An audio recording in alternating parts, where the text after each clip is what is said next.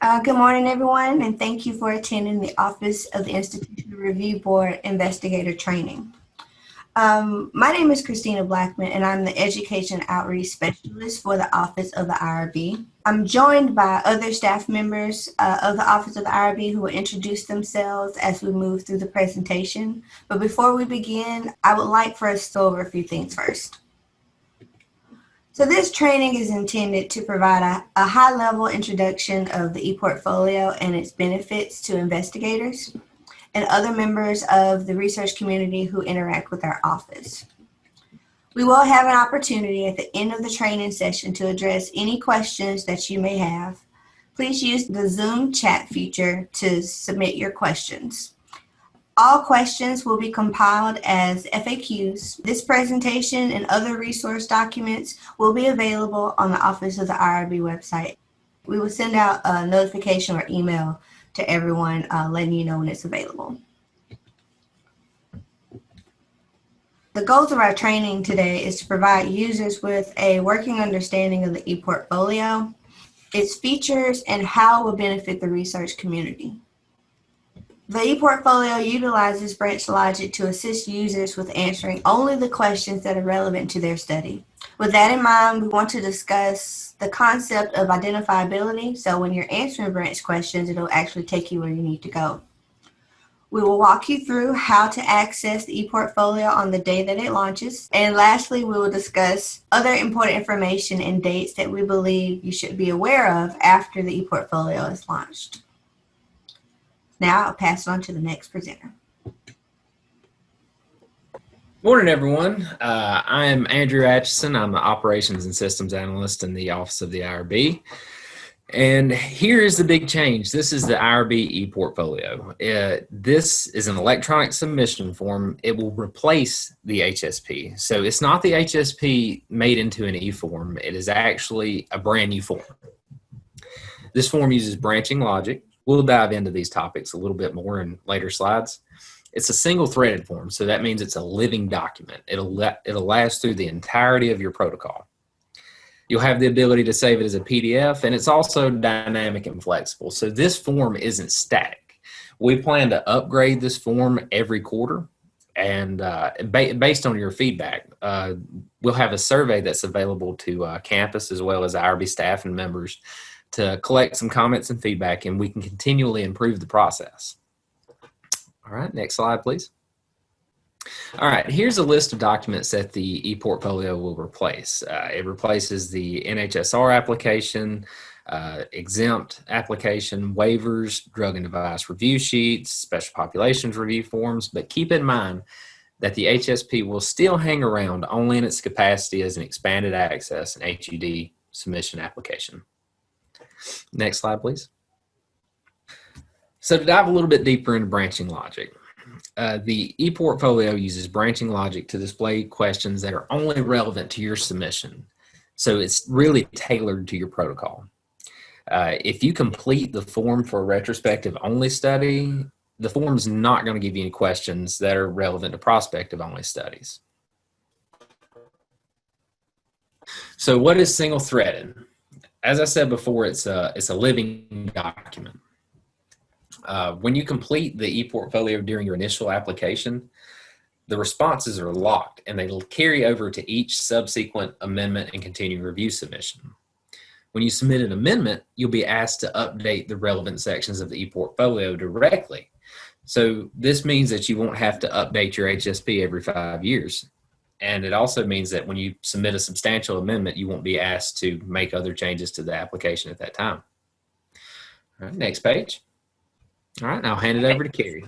This is Carrie Oliver. I'm an assistant director at the IRB, and I'm going to discuss identifiability. So we're taking a pause in the ePortfolio to kind of go over this concept.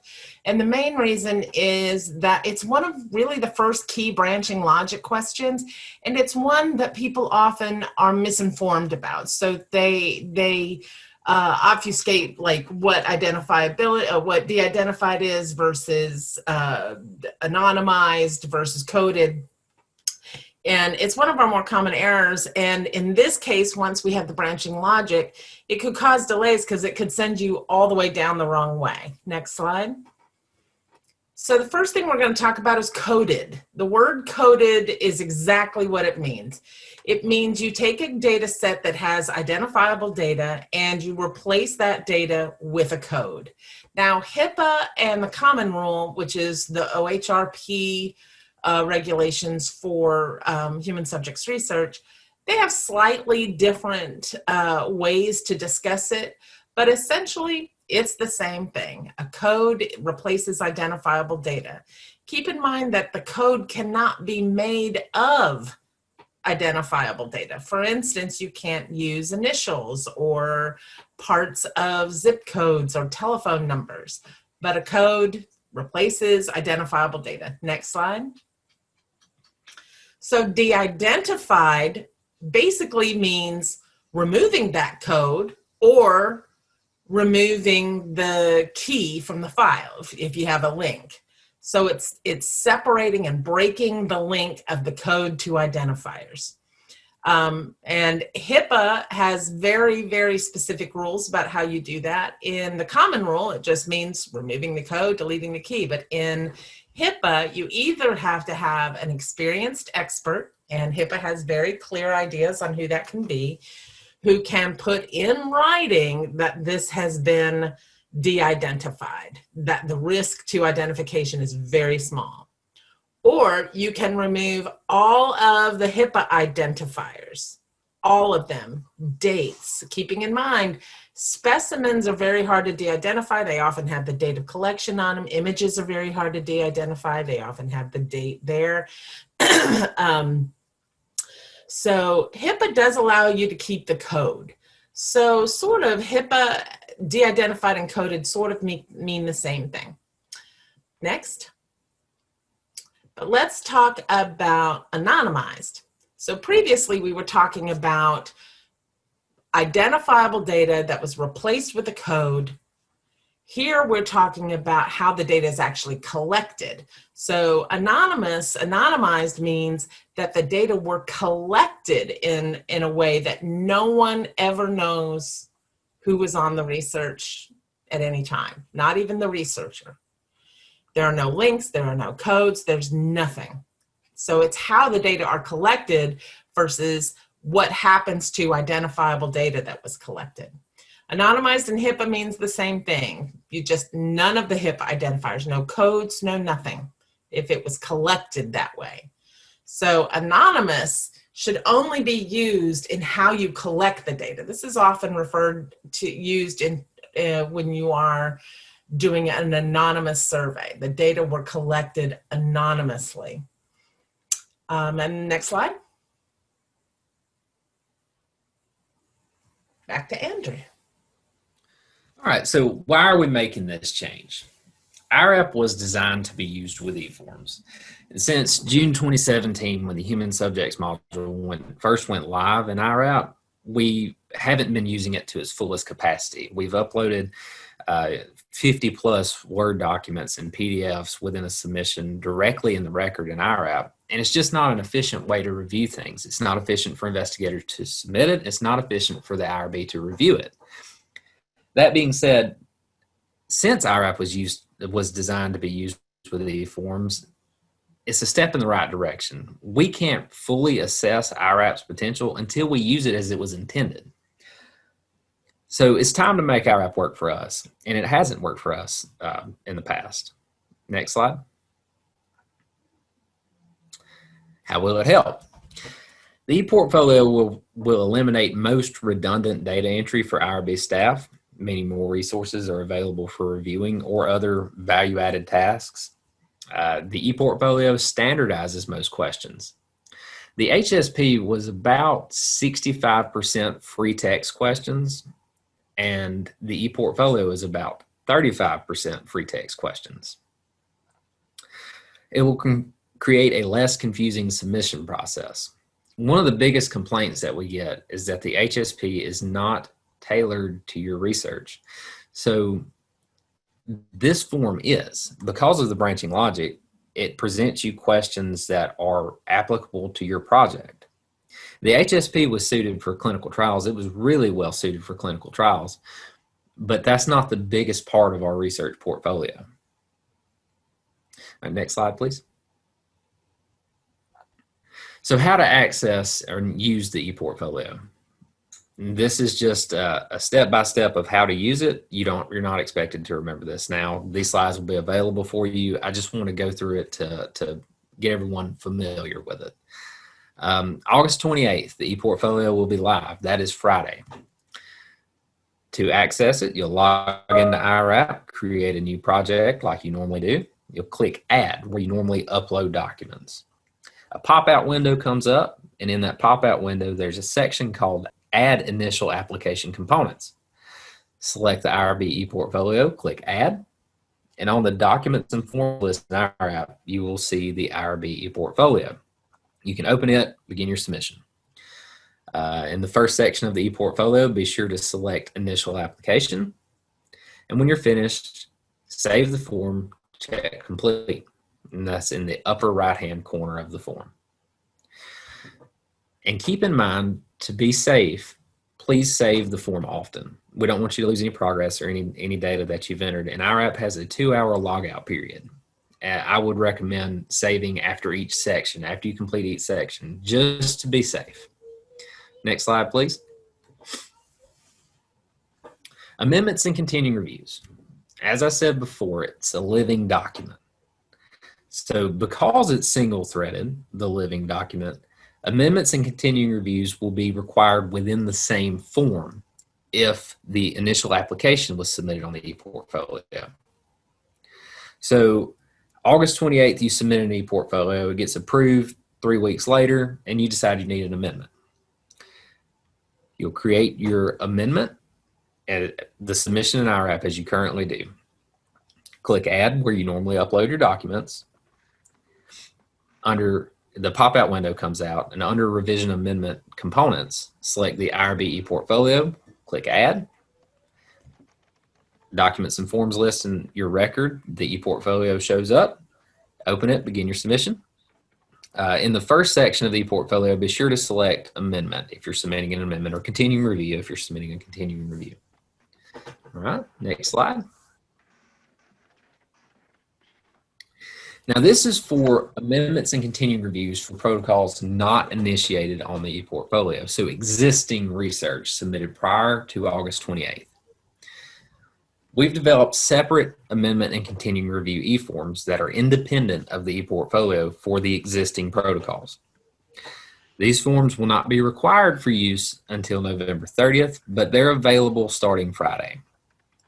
Copies of these forms are housed in the Add link in the Documents and Forms section of your record. You can access it the same way as you would access the ePortfolio. Next slide, please.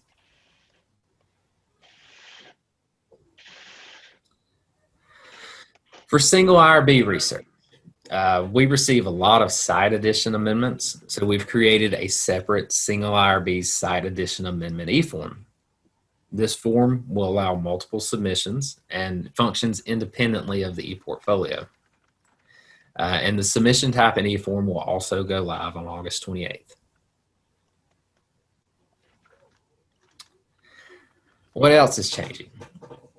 Because the e-form of the ePortfolio is single-threaded, we can only allow one open submission within a protocol at the same time.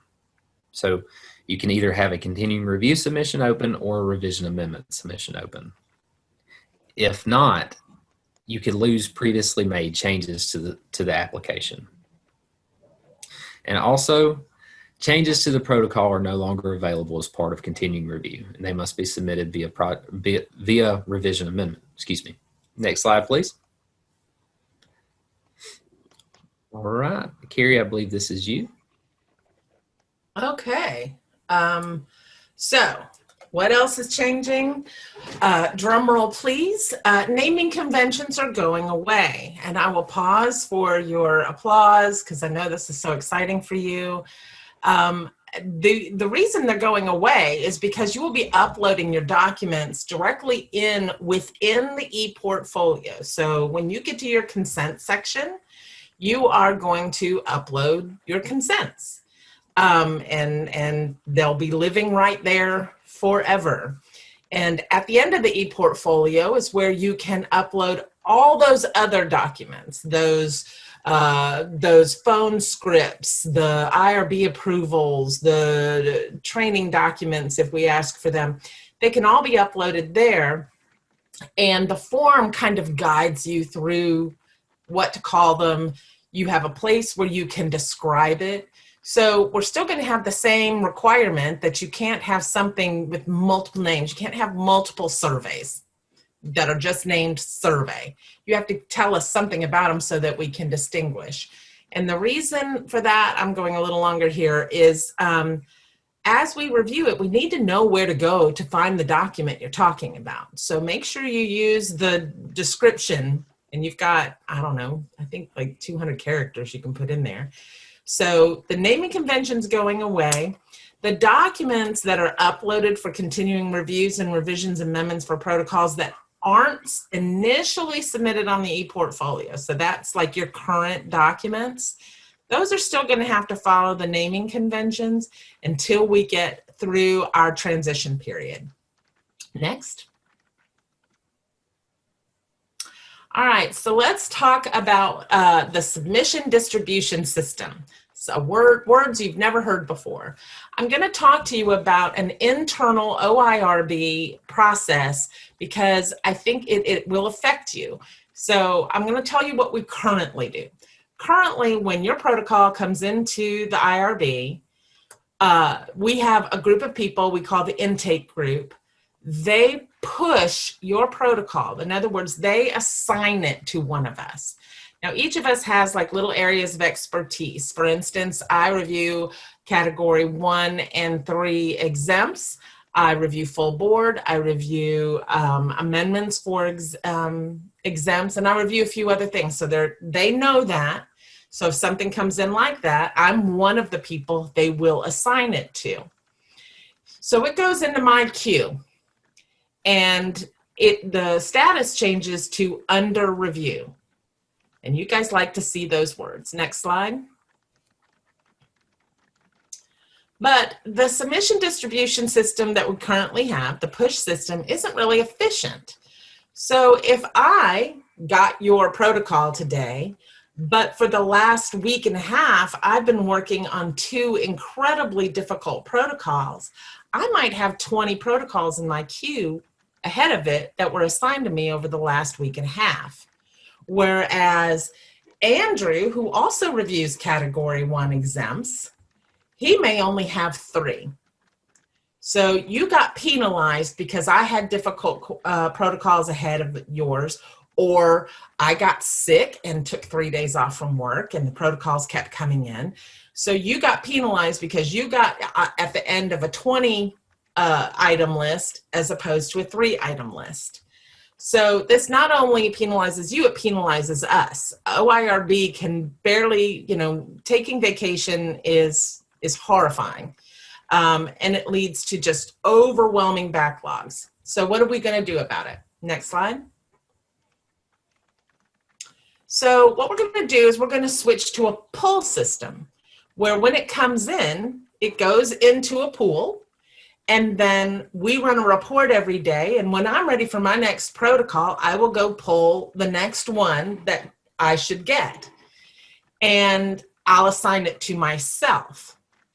So think about that protocol that came in when I had 20 ahead of it and Andrew had 3. When Andrew's done with his 3, he's going to go get the next one.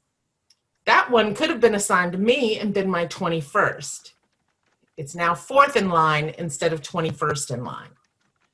So they're going to be reviewed more on a first come, first serve. It's going to be more timely for you. We think it's going to kind of even everything out. Next slide.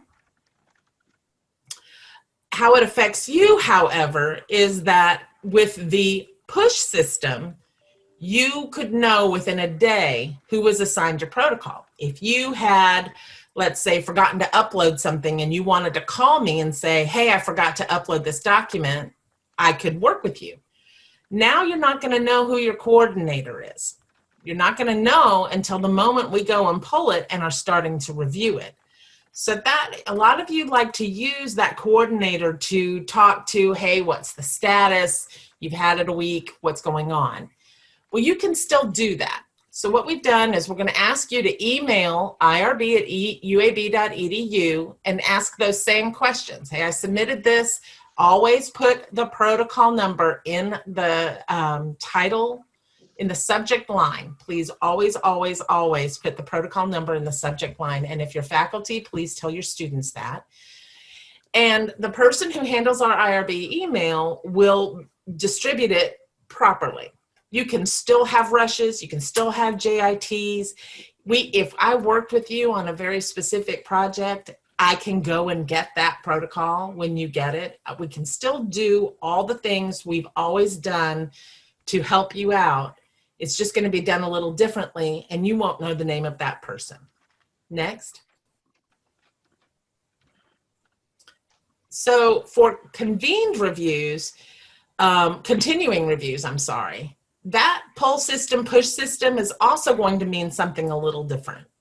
So right now, when you submit a continuing review, it gets assigned to the next meeting no matter what. Now, sometimes those protocols aren't ready to go to that meeting. Sometimes a consent is missing, or someone accidentally forgot to change most of the information in the continuing review, and it goes to the meeting and it gets deferred, and it can be kind of messy. So just like initial reviews, your convened review is going to undergo a pre-review. It'll be quick. They're going to look it over and they're going to send things back. But if you don't respond quickly, it could delay you going to the board. It's not going to go to the board meeting until that pre-review has been done. So please, please, please submit your continuing reviews 6 weeks in advance of your expiration date. If it is a rush, if you forget, which we know happens, and I don't like to say that, but please use that uab.edu, that IRB email to let us know you are submitting it under the wire. Next slide. All right, so there's another thing that's changing, which is the administrative pre-review letter. Because of the branching logic, there is no way for us to number questions. So previously, you used to get an email from us that said, in item 16H, please address the recruitment of so-and-so. Well, there is no item 16H anymore. 16H for your letter could be 27 double Q for someone else's letter. So there's no way for us to reference a question number. And so what we're going to do is we're going to kind of have to redefine how we design our letter to you. The letter will identify the specific question by cutting and pasting the actual question. And it'll allow you to kind of better understand, here's the question, here's our question about your response, and then we're going to be actually leaving you a place for you to provide your response. And then you'll upload it in the attachments page, just like you would any other document.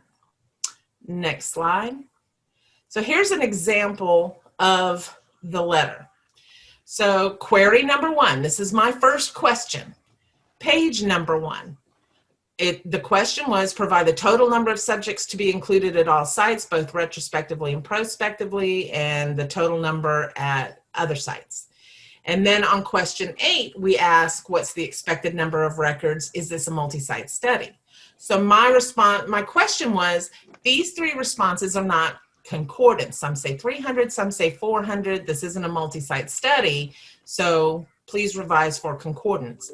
And then you would write in under response, I have now revised the 3rd question to 300 to be in concordance with the rest of the document. So this is a clear, here are the questions. So you can go find the questions on that page number. and here's my question, and here's your response. And we have the same thing. So in the second example, I had a single question, request for HIPAA waiver for some or all subjects, and explain on page 28. But I had two different questions. So they are A and B under query 2. So next slide. So, oh, I'm sorry, go back to the previous slide. I'm sorry. So what this is going to mean is two things. You are going to have to use a little more robust responses. I think gone are the days of done and completed, so that we can know specifically how you made the change, because then we're going to go to that question, we're going to see what you did, and we're going to say, yes, they did it, and we'll be done. If we have to hunt and guess how you responded, we may accidentally find something that we will ask more questions about. You don't want us to re-review the protocol. You want us to review your response. You want us to go to your answer, see what you said you did, and go verify that you did that. That's all you want us to do. You do not want us to have to read anything other than that. So that's why we highly advise full sentences and descriptions. Next slide. I think this is you, Andrew.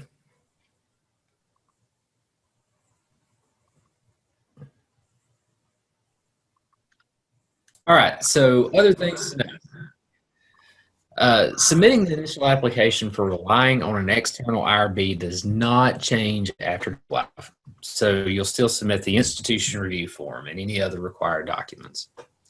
We've created a survey for users to provide comments and feedback to help with prioritizing improvements to the ePortfolio. So I mentioned before that we will have quarterly updates, and we'll use your feedback and comments to make those updates.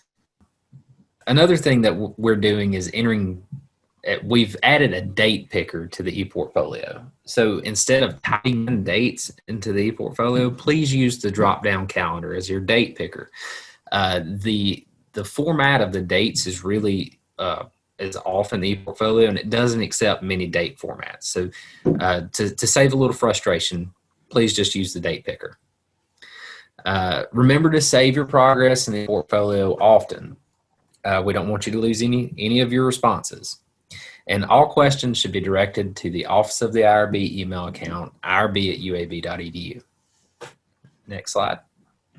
Other things you should know. Good morning, I'm Regina.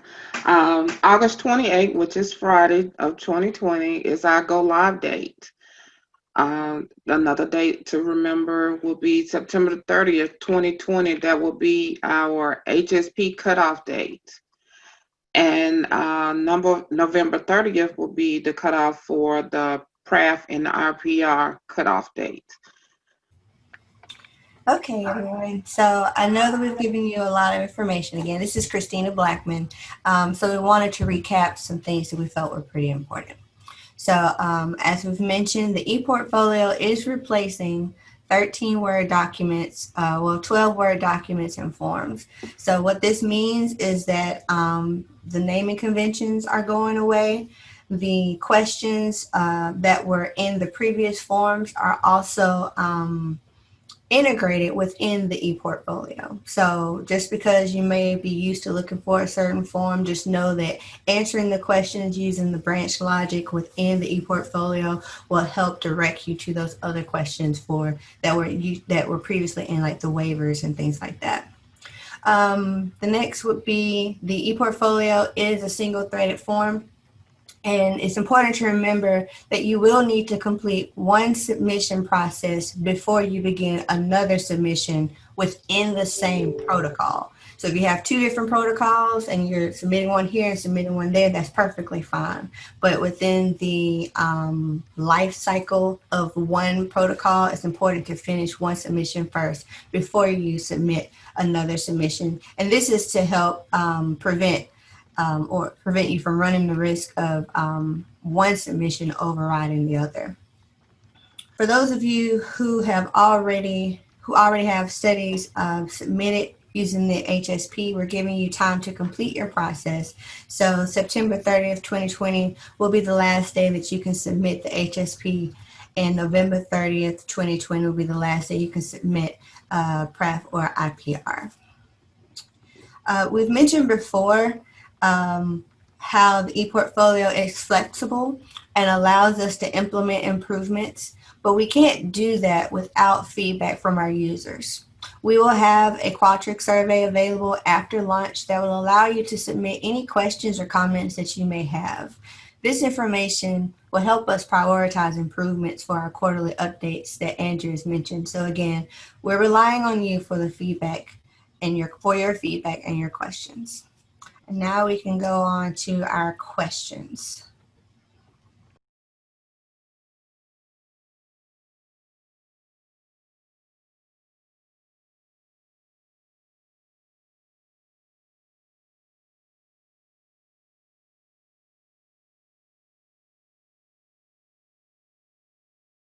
All right, so thank you again for providing your questions. Your questions will be compiled as the FAQ, as I mentioned before, and will be posted on our website, hopefully, if not tomorrow, then Friday. And we will send out an email announcement using our listserv to announce this. As you can probably tell, we're really excited about the launch of the IRB ePortfolio. So what's next?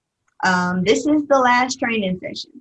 So we have made it through, as mentioned before, we're really excited. We hope that we provided you with information that help you feel comfortable as we're going into this new, phase of protocol review in the IRB. But we will continue to offer training resources after go live. We're in the process of building our training library, but we will have written documentation available for you in terms of how to do or take certain actions using the ePortfolio. A copy of this training PowerPoint will be available on the website. The training opportunities that will come after launch will be announced. The dates and times will be announced using the listserv, the IRB listserv as well. So if you do have additional questions after today or after this training session, please email them to the IRB email address, so irb@uab.edu. And thank you again for attending the investigator training sessions, and we hope that everyone has a great week. Thank you, everyone. Thank you. Thank y'all.